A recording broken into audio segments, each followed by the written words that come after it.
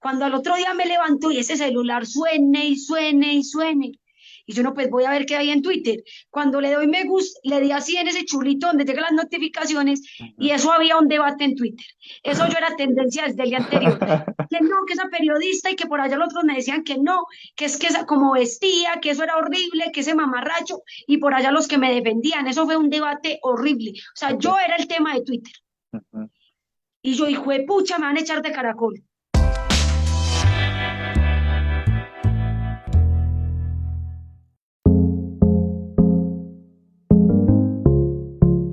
En ese tiempo es muy curioso.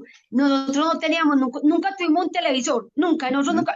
Es más, vinimos a tener televisor, pues ya cuando nosotros llegamos a la universidad, nos graduamos, que logramos conseguir uno, pero nos tocó una infancia difícil. Entonces íbamos donde un abuelito que era el que tenía televisor y ya nos sentábamos con él todo el día a ver novelas, o a mí siempre me gustó pues mucho la televisión. Entonces eso era lo que hacíamos mucho. Nos íbamos donde mi abuelo a reunirnos y mira qué curiosidad.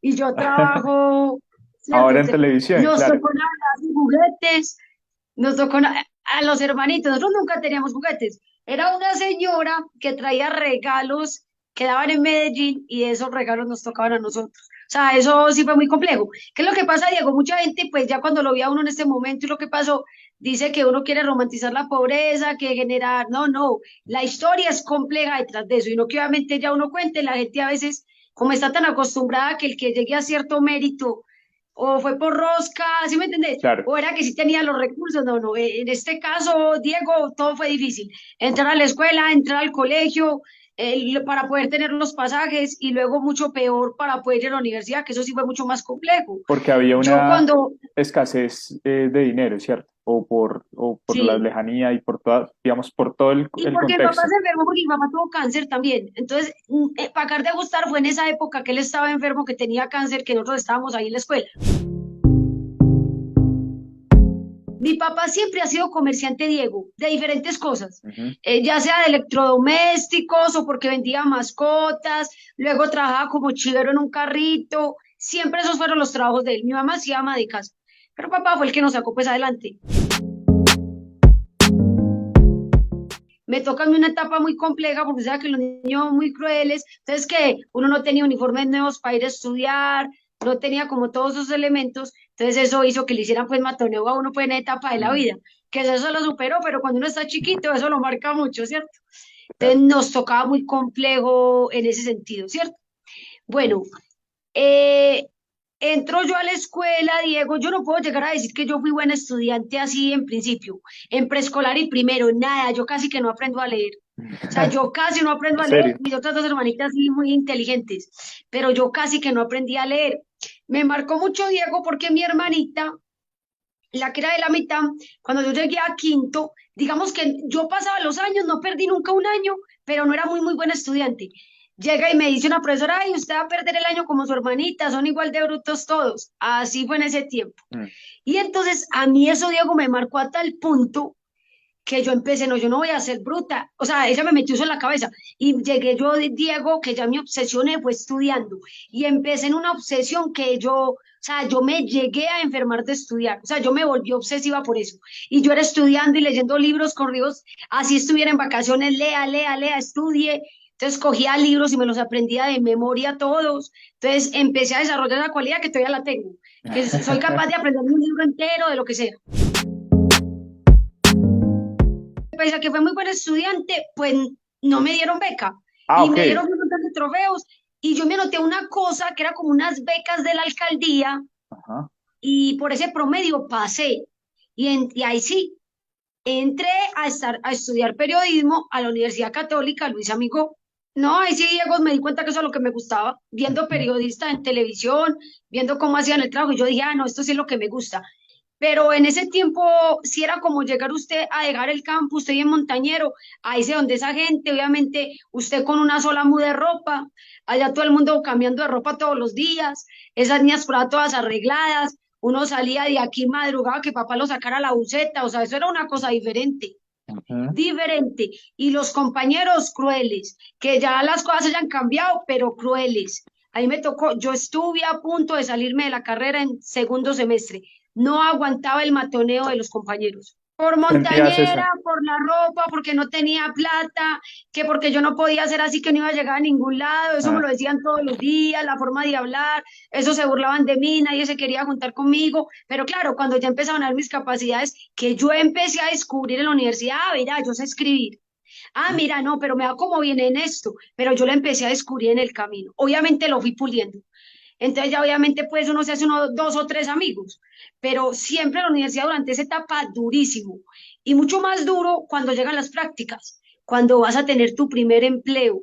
Pues yo iba a renunciar en el segundo semestre, me vine aquí llorando, papá, no quiero volver por allá me están haciendo mucho bullying.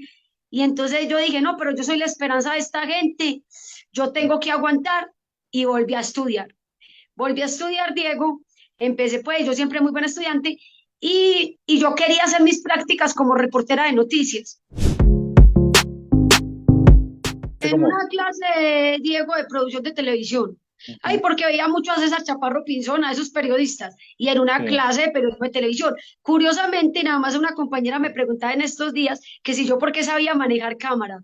Y yo ajá. le estaba explicando que yo sabía manejar cámara porque cuando teníamos las prácticas de esa clase de televisión, a mí nunca me dejaban hacer la función de reportera. Yo siempre era la que manejaba la cámara y otra compañera era la que hacía reportera. Yo nunca fui la reportera, pero yo quería ser la reportera, ¿cierto? Claro, Que no, que es que la presentación, que es que no sé qué, que tenía que ser otra persona. Entonces yo siempre fui la de la cámara, entonces sé manejar cámara. Y eso me ha servido mucho hoy en día para tener dimensión de la imagen cuando uno cuenta crónicas o las claro, noticias. La primera experiencia, bueno, era 13, que fue mi primera práctica. Ahí me pude parar al lado de una cámara. El sí. primer día me mandaron a hacer tres notas, no sabía ni cómo escribía eso. Es que uno en la universidad no le explica cómo escribir una nota de televisión. O sea, uno sí sabe escribir, pero usted hasta le da pena ponerle a un funcionario la pregunta, o sea, donde le hagan una contrapregunta y lo corcharon. O sea, Ujú. lo corcha de funcionario, obviamente uno tan novato. Y entonces, Diego, me paró en la cámara y yo sentí una emoción tan berraca. O sea, y ese día que yo me vi por televisión cuando llegué a la casa y yo, no, papá, estoy, o sea, yo era en una alegría antes es que Andrés Diego, que yo no les sé escribir, pero sí una felicidad, y claro, re mala, ahí gagueando, es que el mero gagueando, pero yo me sentí contenta. Entonces yo dije, no, esto es lo que me gusta. Los camarógrafos de esa primera práctica, los editores, vea compañera, cuando haga las notas, por aquí pasó un periodista muy bueno que se llamaba Freddy, no me acuerdo el apellido, Ujú. y ese periodista era muy diferente a los otros periodistas, y yo le decía, pero ¿qué hacía? ¿Qué hacía ese periodista? Y me dijo, no, por ejemplo, lo mandaban a hacer una nota de que la gente no respetaba los semáforos y las señales de tránsito, y él, por ejemplo, se encontraba la imagen de un perrito que cuando el semáforo se ponía en rojo, el perrito respetaba la señal de tránsito mientras que la otra gente pasaba. Y con eso hacía una metáfora o algo así. Y yo sí, mostrame una nota de ese periodista. La cosa fue que nunca me pudieron mostrar la nota del periodista, pero sí me hablaban mucho del periodista. Ujú. Y yo, entonces yo me decía mucho, Erika, que no sé qué, y a mí se me metió en la cabeza, no, yo tengo que hacer las cosas diferentes. ¿Por qué, Diego? Porque yo sí veía noticieros, pero esas noticias me aburrían. Esa noticia no la entendía un señor campesino que no tiene estudio. Esa noticia no la entiende un viejito que nunca pasó por una universidad. Uno tiene que hacer noticias para todo el mundo. O sea, eso es lo que yo quería, noticias que se queden en la gente, que la gente entienda sin importar el estrato, o sea, que eso sea para todos, porque usted le habla con un tecnicismo a un viejito del campo, lo dejó en las mismas. Ujú. Como yo tuve Claro, la oportunidad de pasar en el traslado, yo sé que entiende la gente. O sea, sé cómo la gente del campo o la gente de bajos recursos o la gente de las comunas quisieran que les transmitieran una noticia y cómo la entenderían. Entonces, traslado todo ese lenguaje técnico hacia la gente, para que la gente lo entienda con sus palabras del común, con lo que hablan allá entre las tiendas, cuando se reúnen a chismosear, como decimos, y ujú. cojo esas palabras y las vuelvo ya pues las traduzco al noticiero, obviamente siendo muy prudente. Escucho todo lo que la gente dice tras bambalinas, cuando están conversando los amigos míos. Ay, Erika, no veníamos en ese bus, estaba más lleno de gente, no cabía un arroz parado. Bueno, esa frase me sirve para un vivo o para una nota que tenga que ver con aglomeraciones. Ya. Ay, Erika, no, es que como unos perritos todos flacos parados en las ganas de vivir. Cuando vaya a hablar de nutrición, esa frase me sirve. Entonces, escucho lo que dice la gente. Lo que la ¿Las gente se anotas? avergüenza de decir ¿Las delante de una anotas cámara. en algún, tienes alguna agenda donde anotes esas frases o No, te me acuerdo de ella. te las quedas grabadas? Pero sí le escucho a la gente todo lo que dice. A los viejitos cuando voy en el bus, en la calle, a los amigos, cuando nos reunimos, lo que leo, cosas que a mí me den risa también. Pues no risa, que me parezcan bellas, llamativas, bien esto me Ujú. puede funcionar.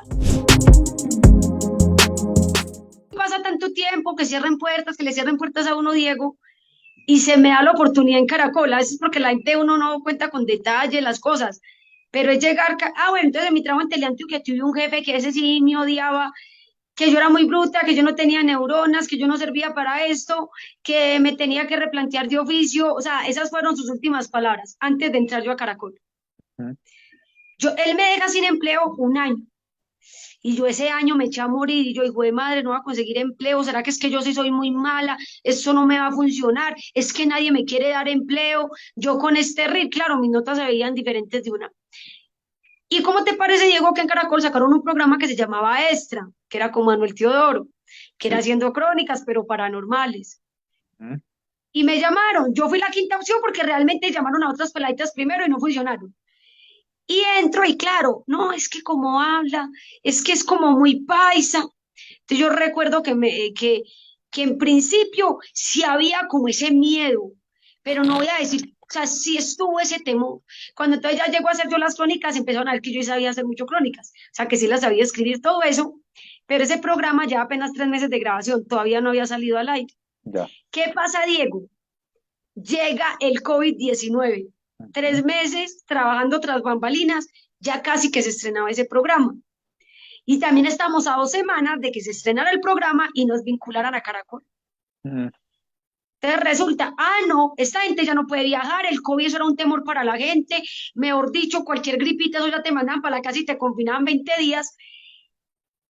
No, no los podemos echar todavía. Y mi compañero de noticiero, Andrés Noreña, que es uno de los periodistas más antiguos, se enferma. Pues no tenía realmente COVID, pero había sospechas. Y la gerente dijo, pongan a Erika en noticiero, pónganla a que lo reemplace. Pues Diego, yo dije, yo no le voy a decir a esta gente que nunca he hecho un directo en mi vida, porque Telantica no me dejaban. Yo no les Claro. voy a decir esos antecedentes míos. O sea, yo no les voy a decir que había salido y que la gente no cree en mí. Ellos no sabían la forma particular que yo tenía de hacer las noticias, pero yo sí era consciente que eso era diferente.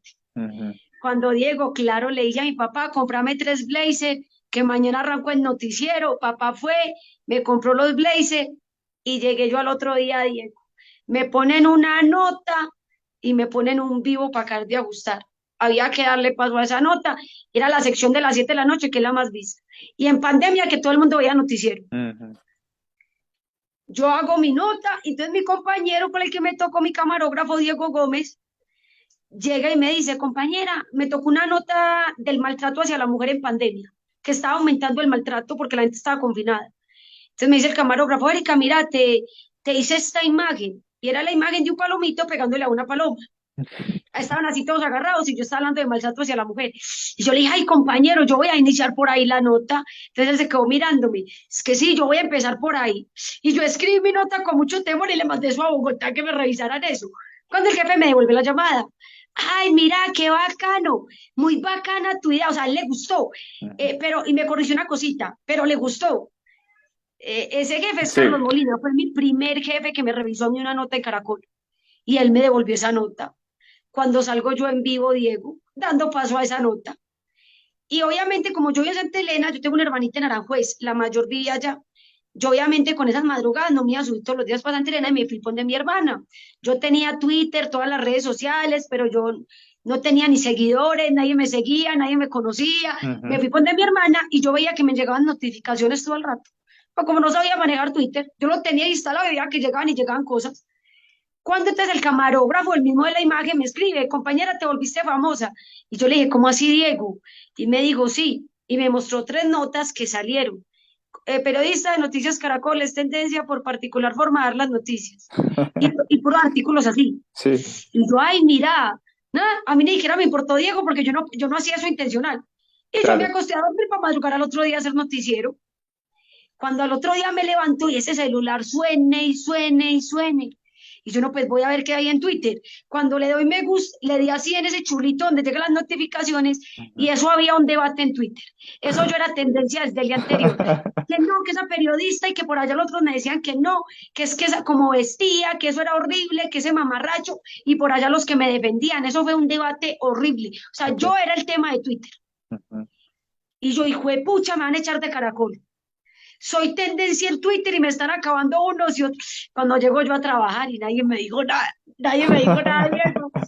Y Pero tú con esa vaina. eso fue un escándalo. O sea, yo comparo eso, Diego, quizás cuando cuenten las historias de las señoras que pintaban personas desnudas en ese tiempo antiguo, eso fue una cosa parecida. Eso fue Claro. un escándalo. Y entonces yo seguía haciendo mi noticiero y al otro día le tiré otra frase a eso. Y obviamente yo estaba contenta, ay, estoy saliendo en Caracol, yo estaba contenta, cuando nadie me decía nada de esos jefes de Bogotá. Cuando maté a Diego, que ya sí se pronuncia el primer jefe, y me felicitaron, que qué tan bacano lo que yo estaba haciendo, que eso era diferente, que no sé qué. Y ya como que yo ya, Diego, me llego donde mi hermana, me siento, leo esos mensajes, y llegaron periodistas muy reconocidos, Luis Carlos Vélez, de todos los medios, Diego. O sea, la cosa fue tan hijo de madre que hasta medios de la competencia, o sea, periodistas de la competencia, directores de la competencia, todo el mundo apoyando mi trabajo. Que es cada periodista, que qué bacano, que no les hagan cambiar el acento, que muestren la cultura. Y eso se mostró, fue una cosa así, y ya todo el mundo me quería a mí. Y eso yo salí a hacer los directos a la calle y como reina de belleza, la gente tómese fotos conmigo, háganme en barra, me veían, o sea, eso era una locura. El mismo camarógrafo me decía, esto aquí nunca ha pasado, Erika. Y yo le decía así, me digo, jamás, Erika, jamás lo que está pasando, y menos con una reportera. Si usted me pregunta, Erika, ¿usted quiere ser presentadora? Yo no quiero ser presentadora. Yo quiero ser una muy buena reportera, Diego, hacer buenas crónicas, buenas notas de orden público. O sea, yo en este momento me siento muy contenta porque logré como lo que yo más anhelaba, que era eso, ser una periodista que hubiera orden público, crónica. Ahora la idea es crecer dentro de eso, Claro. hacer cada vez mejor las notas.